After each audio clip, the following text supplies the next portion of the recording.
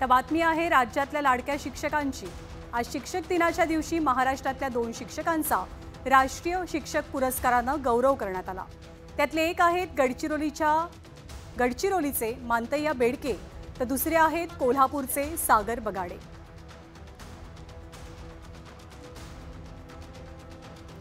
गडचिरोलीच्या अतिदुर्गम आणि नक्षलग्रस्त भागात मुलांच्या शिक्षणासाठी मांतय्या बेडके हे काम करतात। एटापल्ली तालुक्यातलं जांजावडी हे छोटंसं गाव आहे। या गावातल्या झेडपीच्या शाळेत 2010 साली बेडके सर रुजू झाले। तेव्हा शाळेची पटसंख्या होती फक्त 7। गावामध्ये प्रामुख्याने आदिवासी समाजाची वस्ती, शेती प्रमुख व्यवसाय, पोलीस आणि नक्षल्यांच्या चकमकींचं सावट। या अशा परिस्थितीत मुलांना शिक्षणाची गोडी लावणं हे खरंच एक मोठं आव्हान होतं। पण नाविन्यपूर्ण कल्पना आणि सरांच्या जिद्दीनं मुलांना शाळेपर्यंत खेचून आणलं। सरांच्या 14 वर्षांच्या मेहनतीनं शाळेची पटसंख्या 7 वरून आता 138 वरती गेलेली आहे। या उपक्रमाद्वारे विद्यार्थी माझ्या शाळेमध्ये आकर्षित झाले आणि एवढंच नव्हे तर प्रत्येक क्षेत्रामध्ये विद्यार्थी अव्वल स्थान पटकावू लागले आणि क्रीडा क्षेत्रामध्ये माझे विद्यार्थी चॅम्पियन आहेत। आणि या सर्व बाबींचा विचार करून महाराष्ट्र शासनाने तसेच केंद्र सरकारने राष्ट्रीय शिक्षक पुरस्कार देण्याचा विचार केला आणि मला दिला। त्याबद्दल मी केंद्र सरकारचा धन्यवाद व्यक्त करतो आहे।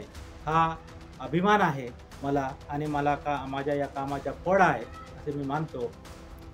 तर या गावात काम करताना सरांसमोरचं सर्वात मोठं आव्हान होतं ते म्हणजे भाषेचं। इथली सगळी मुलं संवाद साधायची माडी भाषेतनं। त्यांना मराठीचा गंधही नव्हता। मग मराठीचे संस्कार रुजवण्यासाठी सरांनी विविध उपक्रम राबवले।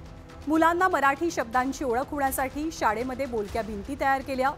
लोकसहभागामधनं शाळा डिजिटल केली, स्मार्ट टीव्ही आणले आणि डिजिटल क्लासरूम्स बनवल्या।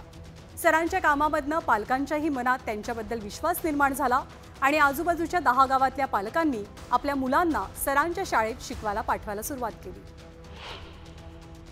आम्ही ज्या भागामध्ये काम करतो ते अतिदुर्गम अतिसंवेदनशील भाग आहे आणि इथं सहसा शिक्षक सेवा करण्यास नकार देतात, बदली करून जातात। परंतु आम्ही या सगळ्या समस्यांना सामोरे देत आणि त्या समस्यावर मात करत या भागात एकूण 14 वर्ष मी सेवा केलेली आहे आणि आज मला पुरस्कार जाहीर झाला त्याबद्दल मी आनंदित आहे। तर राष्ट्रीय पुरस्कारावरती नाव कोरलेले दुसरे शिक्षक आहेत सागर बगाडे।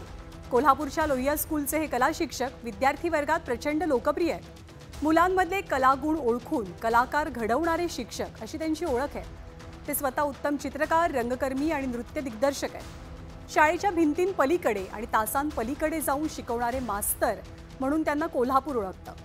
गरजू मुलांसाठी ते रात्रशाळा चालवतात, अनाथ मुलांसाठी मामाचं गाव उपक्रम राबवतात।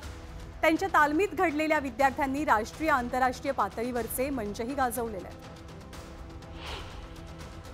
गेली 30 वर्ष मी या शिक्षण क्षेत्रामध्ये आहे आणि एक कला शिक्षक आहे मी आणि कला शिक्षकाला पहिल्यांदा हा मान मिळाला आहे की एखादा कला शिक्षक राष्ट्रीय पुरस्काराचा प्राप्त ठरलेला आहे। आणि मी जे उपक्रम राबवले, मला संस्थेनं शाळेनं जी मोकळीक दिलेली होती त्याचा परिणाम आहे। माझ्या विद्यार्थ्यांनी मला दिलेली साथ आणि खूप सारे उपक्रम राबवले जे इतरांना अनुकरणीय होते, त्याचं अनुकरण पण होते आणि अशा निवृत्तीच्या अखेरच्या टप्प्यावर पुढच्या वर्षी निवृत्ती होत असताना यावर्षी त्याचं मूल्यमापन होऊन शासनानं त्याची दखल घ्यावी यासारखा आनंद कुठला नाही आहे। तर अभ्यासाबरोबरच मुलांच्या सर्वांगीण विकासासाठी कलागुणांची शिकवण दिली जाणं खूप महत्त्वाची असं सरांचं मत आहे। आता पुरस्कारानंतर त्या दृष्टीनं अधिक जोमानं प्रयत्न करण्याची भावना त्यांनी व्यक्त केली। मी माझ्या शाळेमध्ये नृत्यामधूनही आतापर्यंत जपलेलं होतं, पण शहरी भाग आहे इथं पुढच्या वेळेला मला असं वाटतं की यानंतर जे काम आहे ते माझं खरं ग्रामीण भागामध्ये किंवा दुर्गम भागामध्ये असावं की दुर्गम वाड्यावस्ती सह्याद्रीची भली मोठी रांग आहे। तिथं अद्याप ती मुलं त्यांना काहीच कुठल्या सुविधा नाही आहेत किंवा कुठं ती पोहोचलेली नाही आहेत, तर त्यांच्यात आपोआप निसर्ग जवळ असल्यामुळे निसर्ग आणि कलाचा संगम त्यांचा जर केला तर ती खूप चांगलं कलाकार आणि पुन्हा त्यातून व्यावसायिक यश पण मिळवू शकतील असं वाटते आणि त्याच्यामुळे त्यांच्यावर काम करण्याचा माझा मानस आहे। तर राष्ट्रीय पुरस्कार मिळालेल्या या 2ही शिक्षकांचं पुन्हा एकदा मनापासून अभिनंदन। अष्टपैलू विद्यार्थी तयार व्हावेत म्हणून झटणाऱ्या बेडके आणि बगाडे सरांसारखे अनेक शिक्षक आपल्या महाराष्ट्रात आहेत। फक्त गरज आहे त्यांच्या संकल्पनांना, कामांना, उपक्रमांना सरकारी पातळीवरतीही प्रोत्साहन मिळण्याची।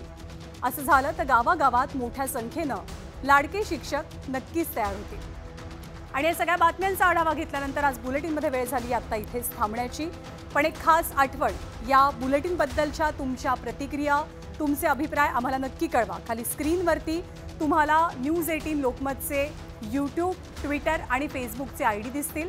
हॅशटॅग आपल्या बुलेटिनचं नाव वापरा आणि तुमच्या प्रतिक्रिया आमच्यापर्यंत पोहोचवा. आत्ता बुलेटिनमध्ये आपण इथेच थांबूया. Good night.